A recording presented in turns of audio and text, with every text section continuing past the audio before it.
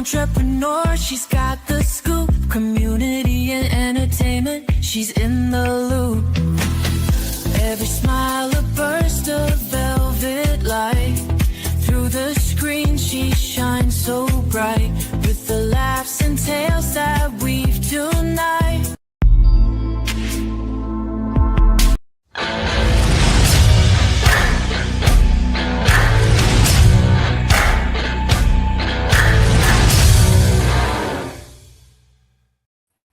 Well. Welcome to another episode of SKST Radio, and you tuned into the Kami Grayson Show.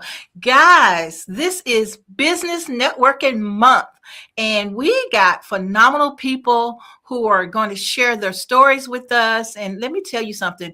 I have a guest. I think she's on this side. Yeah, a guest on this side. This lady over here. Okay, she goes by the name of Wanda Horton. Wanda, welcome to the show. Glad to be here. Thank you for inviting me. Well, thank you for being here. Okay, guys. Okay, as you can read, y'all seen her information. You've seen the flyer out there. Wanda, tell us who you are and what you do or done for us in the United States of America here. Well, hello, everyone. I am Wanda Horton. I served 35 years in the United States Army. And it's been an amazing ride. Who am I? I am a person of good character, love people. When people ask me what my gift is, they say love. I know how to care for people and take care of people. And that's how I've been successful in my career as a nurse, as a mother, as a friend, as a colleague, as a mentor, as a coach. I always lead with my heart, and taking care of people is one of my things I just enjoy doing. You know, people might like crocheting and other things. I love taking care of people. Oh, I love it. That's who I am. Girl, let me just tell you something. So I want to know about your journey. I mean, so let's take it back. Let's roll it back. Yeah, so now you got into the military. Tell us what led you going to the military. So what happened before that, before you got to the military? Okay, I love this story.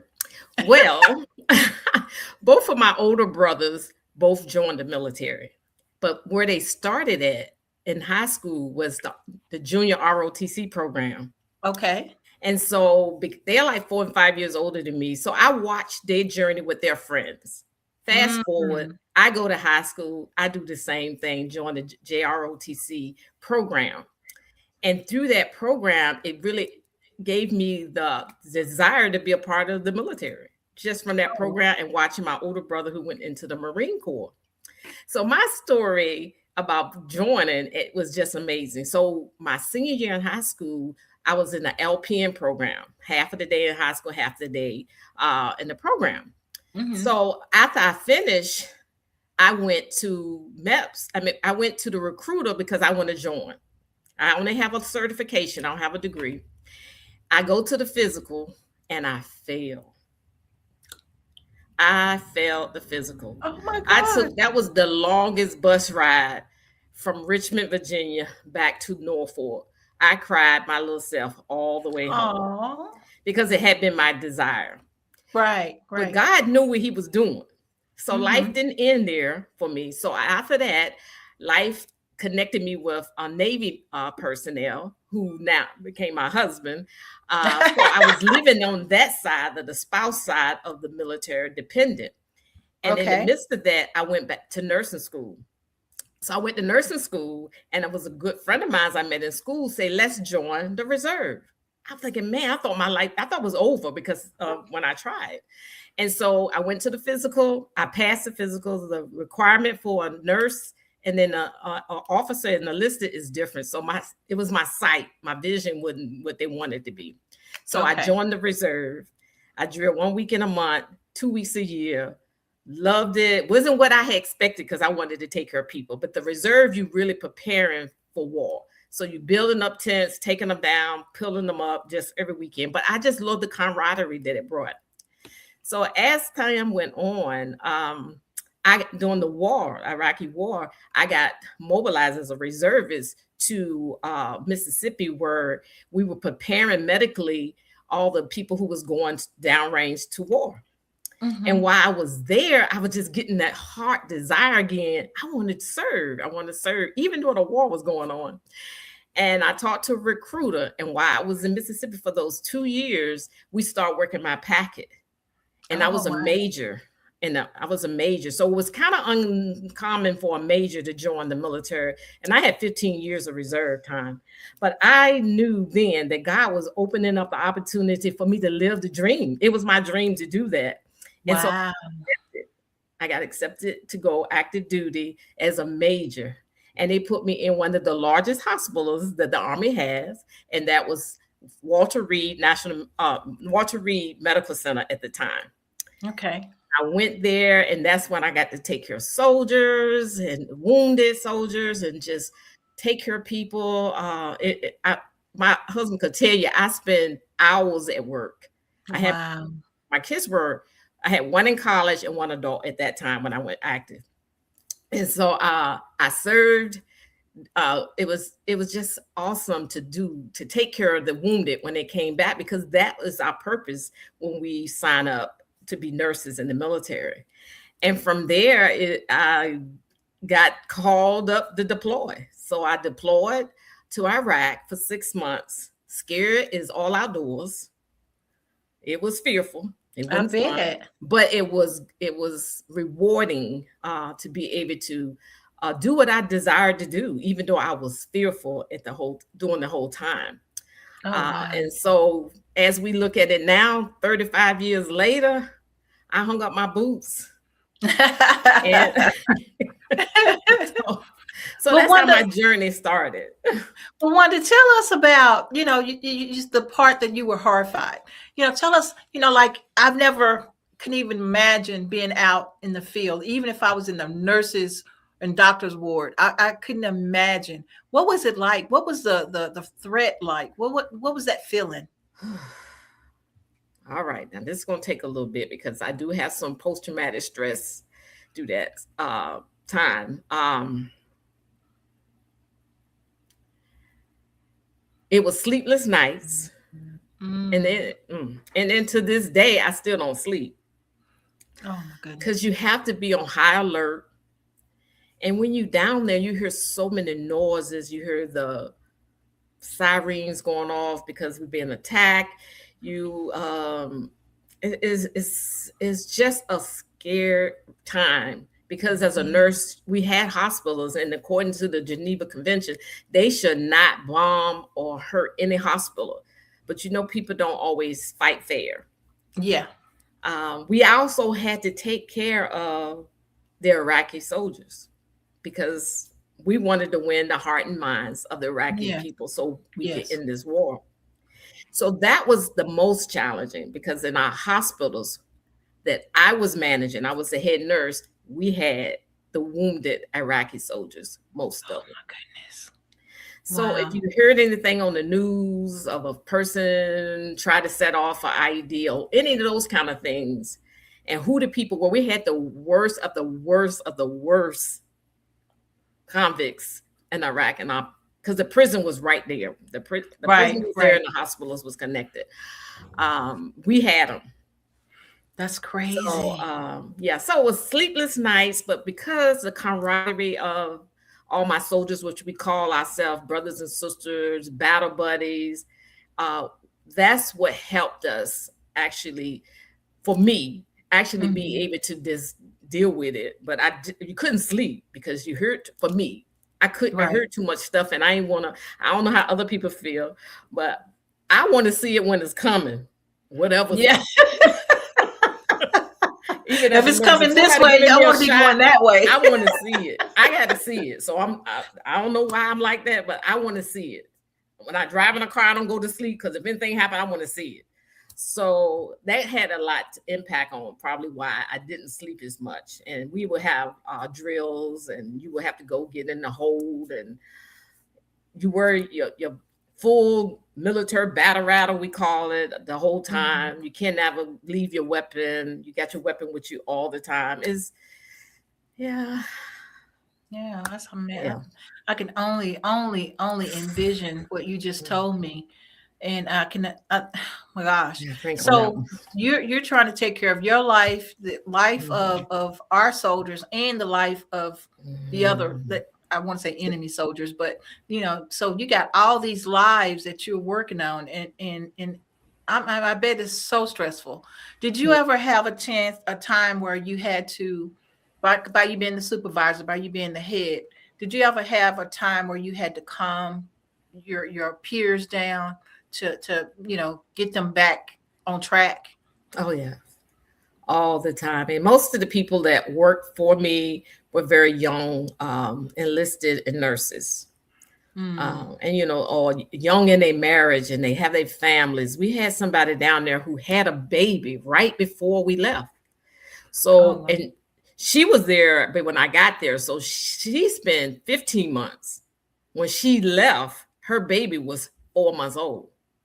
That's And she crazy. spent 15 months there. So she watched her child grow up on Skype or whatever we was using Mm-hmm. down that Mm-hmm. time. So yes, but we had each other. We had a spiritual component. I always send you with chaplains, and we really had a great chaplain to help us anytime you needed anything, and he would, do services for us or just give us encouragement. Those who was Mm-hmm. believers. I couldn't imagine not being a believer and being down there and not having God. I don't know how people could even manage that, but not having that relationship with God. But we helped each other. We call us, like I said, we call ourselves battle buddy. You never leave a battle behind, and we did that. Well, let me ask you this. Now, being a woman, a female, were there any challenges as being a female? Well, without really going into the deepness of it, it's for me, and I can only speak for Wanda.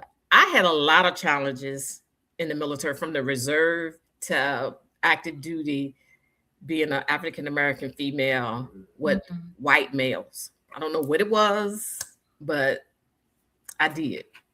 Yeah. And so all my whole career, if I had one of them in charge or any connection, it was never peaceful until the end of my career. I Mm. connected with someone who saw me for me, understood what being treated differently meant, because he was married to a man, and so he understood it, and so it made it that was my best boss I ever had. Mm. But he was, Yeah. he was a male.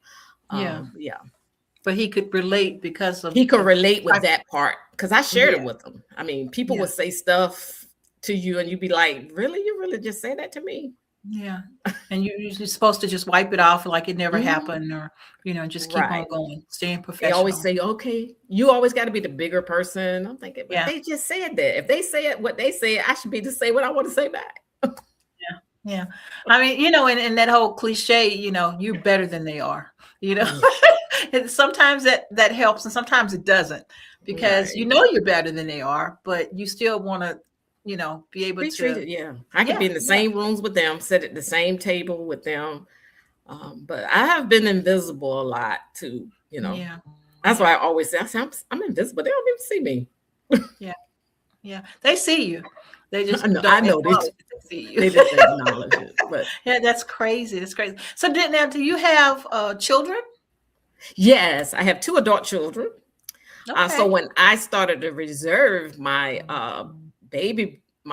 youngest son, he was 26, 3 years old, and his Wow. birthday is in the summertime. And so we had this story. We talked about it during my retirement. Is that every summer for 15 years, I was gone on his birthday. Mm-mm-mm. That's That I crazy. did my reserve training. It always, because it was summertime, it was always on his birthday. So he always got a whole lot of stuff. I was mail stuff. I was only gone for 2 weeks, but not to be there for his birthday for 15 years. Yeah. I didn't even Wow. realize it till he shared that with me at my retirement. You were gone ever since. I say, I know I hadn't to be at some of them, but we always celebrated when I got back. Those are the Yeah. things you kind of do. You have to do in the military. Yeah, as it's a different. military person. So we're going to take a quick break, and when we come back, I want to get Wanda to tell us some positive, fun things that she had and it's while serving our country, and then also some words of wisdom. We'll be back. Calling all authors. Is your book ready to go from finished to fully seen? The Kami Grayson PR agency is your partner for premium branding, copyright and trademark guidance, cinematic book trailers, polished author websites, media exposure, and monthly marketing support. We don't just promote. From the heart of the coast where the waves rise high, they magazine we lift and amplify. Stories of love, of strength, of pride. Giving back, standing tall, side by side. We are the rhythm, we are the voice. Community rising, making bold choice. On short drive, we shine, we soar. They magazine, forever, evermore. Story has a moment when it finally meets the world. And for author Kami Grayson, that moment is now. This book is more than words on a page. It's a journey, a message, a movement. All right, that was a quick little short snippet of my book to come. I'm so excited about that, being a woman in a man's world. So that's why this. I saw that. I'm interested in that. So yes, it'll be on Amazon pretty soon. I'm still working, it's completed, but now I just got to get it uploaded. So it'll be ready for everyone pretty soon. So okay, Wanda, you have shared some good things with us, some family notes, and what about you? What about self-care for you? What makes you happy right now, knowing that you've done all this major accomplishments and you've helped so many people? What do you do to make you happy? Travel. Travel is sexy, and I love doing it. Travel is sexy. Hey. Yes. I started traveling maybe the last 5 years, 4 or 5 years of my military career. People thought, are you still in the military? Yeah, that was my thing. And it still is my thing. Yeah. My son-in-law thought I was traveling out of the country every weekend. Not really. It felt like that to him because he would see me on Facebook or social media traveling. Oh my goodness. So what is the funnest place you've been so far? Dubai. I want to go to Dubai. Oh my gosh, it's beautiful. Have you been into the hotels underwater? Oh yes. Oh my gosh. Oh, I want to go there. I did the restaurant in the air. Oh my God. That was a little scary at first because I don't like height. But yeah. It was super, and that was for my birthday when I went last year. So it was so much fun. Wow. Yes. Yeah. That's one of my bucket list places. I want to do that underwater hotel room. I want to do that. Yeah. That's amazing. It is. The whole country is just beautiful. The people were beautiful. I had an amazing time. It was a bunch of military women who actually, my battle sisters, who we decided to go together. Oh, wow. Yeah. Battle sisters. I love it. Absolutely love it. So you travel a lot. What else do you do? I'm a people person, so I get connected with my friends. Like every weekend, I'm doing something with somebody. Or I wouldn't say every weekend because my mom is 92. So I travel to visit her at least once or twice a month too. And it's usually over the weekend time frame. But I do spend a lot of time with my friends. Nice. Yeah. Absolutely. Doing whatever we do. I mean, we out to eat, play golf, whatever it may be. Just we all retired. So yeah. Well, I know I asked you this before when we first met, but I think the audience, because a lot of people, I know someone else besides me wanted to know this question is, with all that's going on in the military, with the war and things going now, you served all these years. Are you where they can call you back? No, I aged out. So they can't call me back. Yes, I aged out. So no, where normally if I hadn't aged out, they put you in inactive reserve. But because I aged out, I'm retired. So I can't go back. And if they do anything like retiree recall, I wouldn't go to the battle. I would go into one of the hospitals to backfill support. That'll be voluntary. And I'm not, I already volunteered once. I raised my hand. Well, twice for the reserve and for active. I wouldn't raise my hand again for to do that. Well, see, I did hear that they have raised the age limit for the recruiting. Yeah. And I heard so that too. did you hear that as well? And so it's kind of like, okay, so it's going to be a little hard for most people to age out if they're pretty much pulling those ages back in. You know what I mean? And so, so I'm glad that you aged out, and thank you for your service, for what you've done for our country. And man, it's just amazing. So now we have come to our point where we have words of wisdom. Okay. So what type of advice could you give to a young woman who is starting that same career path? I mean, you made it to be a colonel. And so how would a woman in this today's society make it through like you have in the service? I would say you follow your heart and your dreams, and always be in prayer. If you know God, pray and wait for an answer. It wasn't bad at all. It was a job for nursing. It all depends on your job, but I was a nurse, and I was going to be a nurse in the military, a nurse on the outside. But I would say always follow your dream and don't give up, because this was my dream at 17 years old. Wow. And then when I was 18 and I got that stab in my chest saying I couldn't go in, I thought it was over. But I continued to sharpen my skill set by going to get my RN and then get my bachelor's degree, you know, and do those things. So I always would tell people, whatever you put your mind to, just do it. It's a mind thing. You can do anything that you put your mind to. My mother told me that when I was a little girl growing up, and I always use that. Whatever, even if it's hard. It was hard.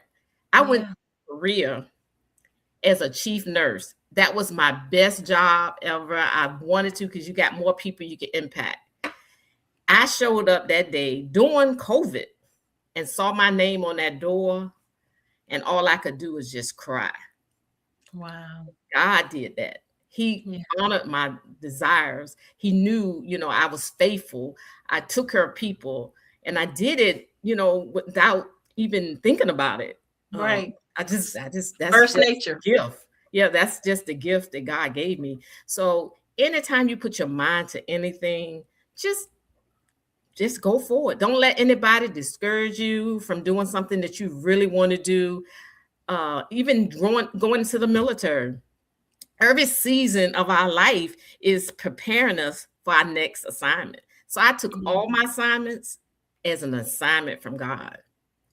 Wow. So just stay focused on your desire and your dream, and don't let nobody discourage you. If that's what you want to do, I'm telling you, God knows the plans He has for you. I love it. Absolutely love it. Now tell us about your support system. So you married and you have children. Tell us about that, how they supported you through all this. Oh my goodness. Do they support me? Especially my children, you know, they're my biggest gift. They talked, you know that your kids love you, you know, because they show that. But at my retirement ceremony, I know I had to be 200, 300 people at my retirement ceremony. Wow. And because I just do life. I don't do it looking for a reward. So my kids always admire that about me, how I can just show up and how I treat people. They always was my greatest fan. They always told me that. But when they spoke at my retirement ceremony, it was words that I had never heard before, because I'm just doing it. And they'll say, I wish I could be like you. But it's a gift, and then God give you that gift. Like when I saw all those people at my retirement, I'm gonna say this. I know you didn't ask me this, but I went through my cell phone and I invited everybody that I could that was in my cell phone that I hadn't even talked to in 20, 30 years. And they came. They actually showed up. It just blew. I looked out there and I was just in tears. So yes, that is. And my husband, his response was, I'm a big people person. Wanda can talk to anybody, to everybody. And I don't really talk to everybody. But if I hear anything, if I hear a need, I try to figure out how to help them. Yeah. If I hear something, I don't even know how to control it. I'm always willing to help. And I have a master's, and it's not even in nursing, it's in counseling. Wow. Yes, because but that kind of goes hand in hand, doesn't it? It does. It does. And it really was very helpful think about it. when I actually did. Because when I did it, I thought I was going to be this is before I came on full-time active duty. I was going to be a counselor. And I can remember my pastor wife saying that to me. She said, Wanda, you're going to use some skills on your job. And yes, I did. So I was ready and gifted, even with the learning and the training I got as a counselor. That's amazing to me because, like you were saying, it was your gift, right? A gift from the Lord. And for you to even continue to go to school to get that degree, I think that's just amazing because you wouldn't even have thought about it. Of all the things you could have got your degree in, right? You ended up being a counselor. And so that's crazy. To me, it's crazy, but it's good. It's one of those things like, wow, I can't believe, I'm here at this point. And you were there. Yeah. And you were there. So ha for you. That's I amazing. always say, I'm sorry. I would always say this too, tell people I became a colonel by rank, but I became a leader through the life that I live. That's how I got there. Because that's not my first name. People say Colonel. I said, no, my name is Wanda. And they still do that. People will say that now. Colonel, no, I'm Wanda. Oh, wow. You know. But you know what? You wear those badges. You need to wear those badges because you earned them. I had a lady, her name's Dr. Marsha, and she earned her degree. And she said to somebody, I can't remember who it was, and she said, I'm doctor. And she said, I've earned it. And she said, my parents paid for it, and I've earned it, and I'm going to use it. And so you need to do the same thing. You really do. I mean, I know you sweet and humble, but at the end of the day, girl, you got flowers, and you need to accept those flowers and shine.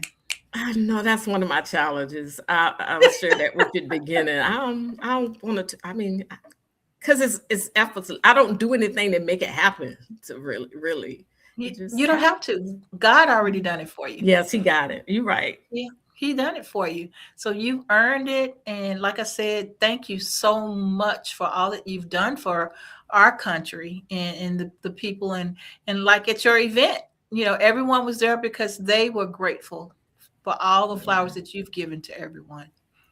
So, I mean, I'm so privileged to have met you today. And I want you to stay in touch. You have my email. Stay in touch and hey, let's just make it happen. Just add another girlfriend to the list. I got it. I love it. I always like to increase my friend list. So is there anything else you would like to share before we call it a night? Let's see. This is I think it's like a quote or something I heard before.